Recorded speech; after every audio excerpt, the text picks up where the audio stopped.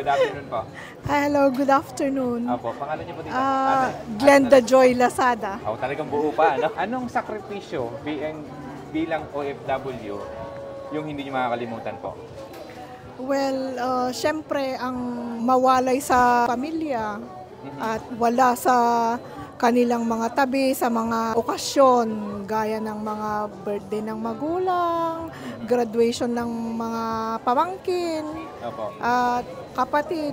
Nung namatay yung aking mga lola, wala ako, hindi ko nakita. Dumating na ba sa punto yung tipong muntik na kayong parang ito na yata yung pinakamahirap at muntik na kayong sumuko? Tapos pero hindi nyo ginawa dahil lumaban pa rin kayo? Ay, oo. Kasi 2007 pa lang, nung na-diagnose akong diabetic, at syempre kasama ng diabetes, may hypertension, lahat-lahat na ng komplikasyon, ako ang breadwinner ng family namin. Wala naman ibang maasahan ang pamilya ko kung hindi ako lang. Kaya kahit may sakit, kailangang magtrabaho para mapunan ang mga pangangailangan. Meron akong budget na kailangang i-meet sa bawat buwan para maipadala sa Pilipinas. At yung recent, last 2023, I had 3 major operations. Grabe. Kwento niyo po sa akin yung 3 major operation na nagkaroon kayo? Yeah, by March, I was diagnosed to have thyroid cancer. That was last year po? It was 2023. 2023? Yeah, 2023. I was diagnosed thyroid cancer on March. And then sabi ng doktor, kailangan operahan, tanggalin yung left thyroid ko.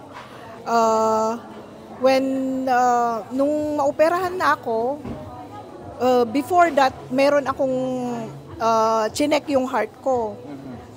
Kaya nung that day na maopera ako ng left thyroid ko, yung doktor pa nagsabi sa akin, yung anesthesiologist, na sabi niya,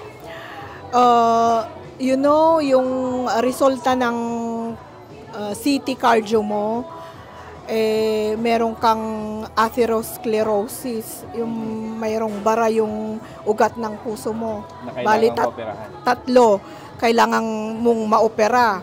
So right in there po yan? Oo, sinabi niya. Kaya sabi niya ganyan, magpakatatag ka kasi after this operation, I think we need to sort out your heart. Grabe.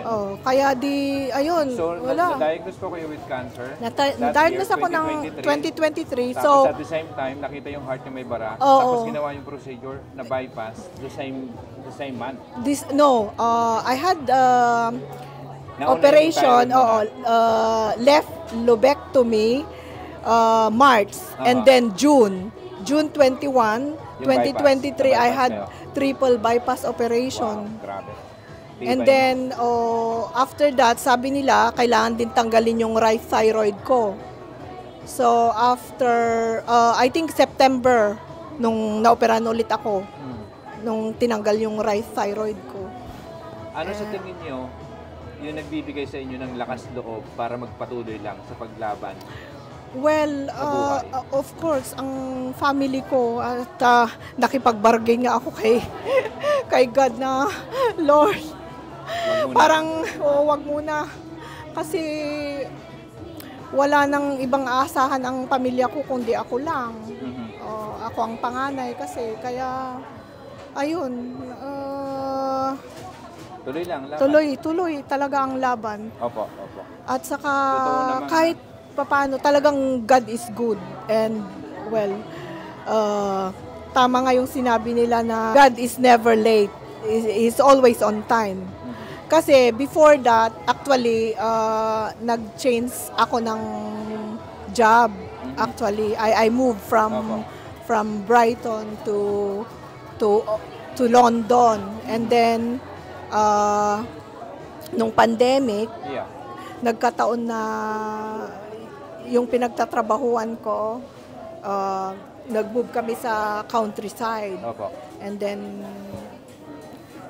Nung namatay yung inaalagaan namin, yung partner niya, yun na yung inalagaan ko. Ako ang naiwan sa kanya ng kasama niya. And she is so good. She is very generous. Nag-look after siya. Yeah, she treated me as her family, as their family. Sobra. Kaya, ayun, sabi niya nung magkasakit ako, paano yan, magkakasakit na ako.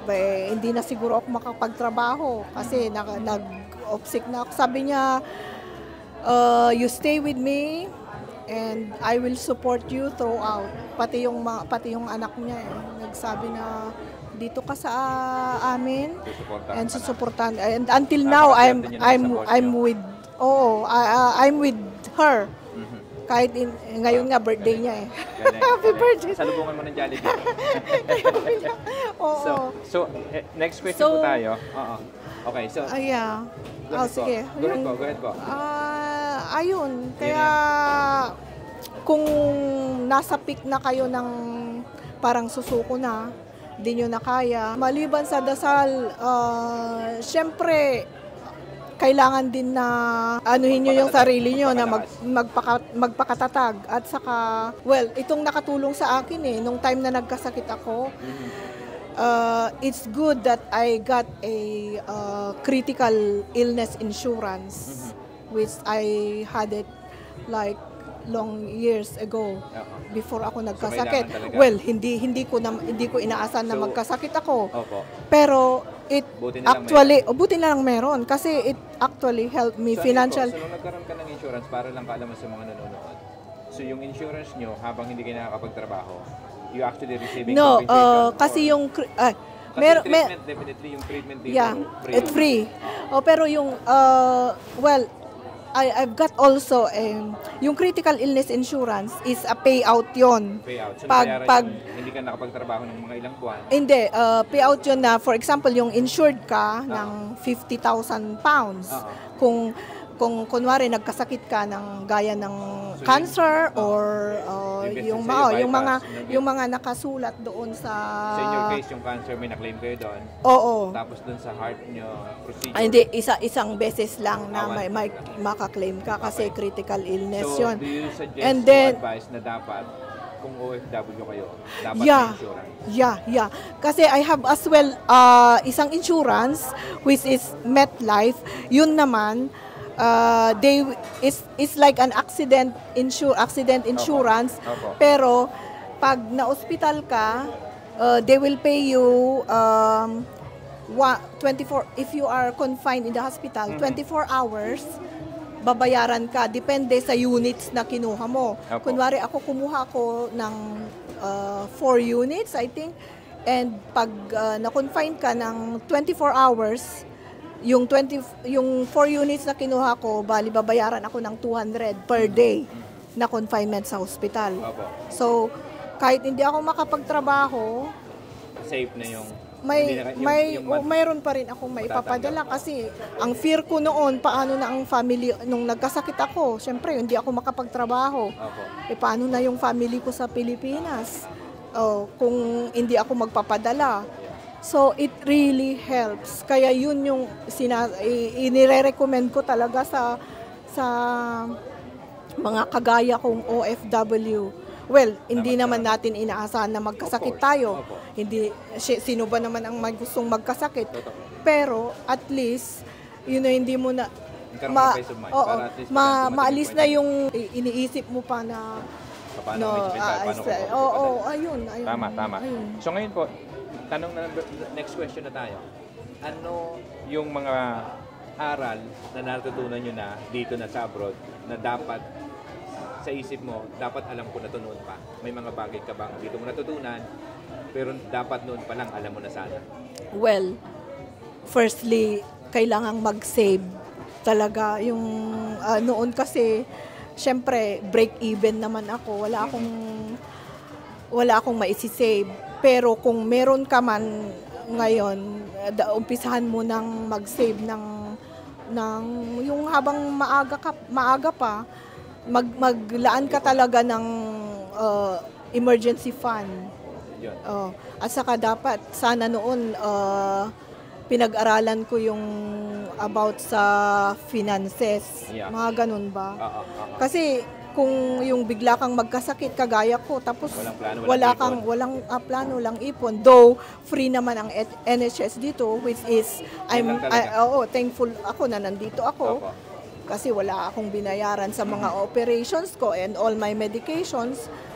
Pero syempre, kung nakadepende ang pamilya mo sa'yo, kailangan mo may pera talaga. Wonderful. Ang galing. Ayun. Tama. Ang galing ng advice mo, ate. So, salamat po doon. Tapos ngayon, kung mayroon kang dasal para sa sarili mo, ano yun? Yun palagi kong pinagdarasal na sana mahil na ako completely sa aking mga sakit. Bigyan pa ako ni Lord ng medyo mahaba pang buhay. Nakikipag-bargain nga ako sa Kanya nung nagkasakit ako, Lord, wag muna akong kunin. Kasi marami pang umaatid. Oo. Kasi talagang marami ding mapipilayan. Lalo na ako ang breadwinner sa family ko. Tapos bigyan ako ng lakas at wisdom na tumahak ng tamang landas. At ayun, ano pa, na maging mabuti palagi, na sumunod sa kanyang will to live Christ-like, to follow His Galing. footsteps. Ayun. Ano yung natutunan mo na hindi lang lahat ay tungkol sa pera? I mean, hindi pera-pera lang. Mga bagay na dapat, Yeah. for example, health. Sabi nga nila, health is wealth. Kaya number 1 na pangalagaan ang kalusugan. Eat healthily. Kasi, nagka-diabetes ako ng maagang edad. So I think my lifestyle is really not napabayaan, good. kumbaga. Inaamin ko naman. Kaya So dapat, dapat suggestion mo, na look after, look after do some your exercises maybe, di ba? do some exercises at saka yung kinakain talaga. So sabi nga nila, you are what you eat. Parang ganon. Make food as a is not like ano na nga ba yun? Basta yung medicine, huwag mong So, kung gawing ano yung inakain mo ngayon, diba, parang you are kasi- what you eat, parang ganun. Tapos parang dapat isipin mo na balang araw, baka maging replacement yan yung gamot na. Diba? Oo. So, anong Pinoy na bagay, bagay na talagang hindi mo pwedeng iwanan kahit nasa abroad ka? Palaging may bagoong sa bahay. Kasi Ilocano ako. Bagoong is life. Okay. So, yun. Maraming so, pang maliban sa dinengdeng. bagoong, ano ba? Maliban sa bagoong. Meron pa Bagoong, bang iba? tuyo, mga gano'n. So, Puro ulam dried talaga, fish. pagkain. Oh, yeah. Okay, maraming salamat po, ate. Ano pangalan natin? Glenda Joy. Joy na lang. Ate Joy. Maraming salamat po, Ate Joy, at sana po ay pinagdarasal po namin from the heart na sana po pagalingin kayo ni Lord at sana po umaba pa buhay nyo at sana po ay malagpasan nyo lahat ng pagsubok. Sana po ay nakapagbigay kayo ng inspirasyon sa ating kapwa mga OFW na nasa abroad. Maraming salamat po. Thank you so much po, ate. You're welcome. Thank you po.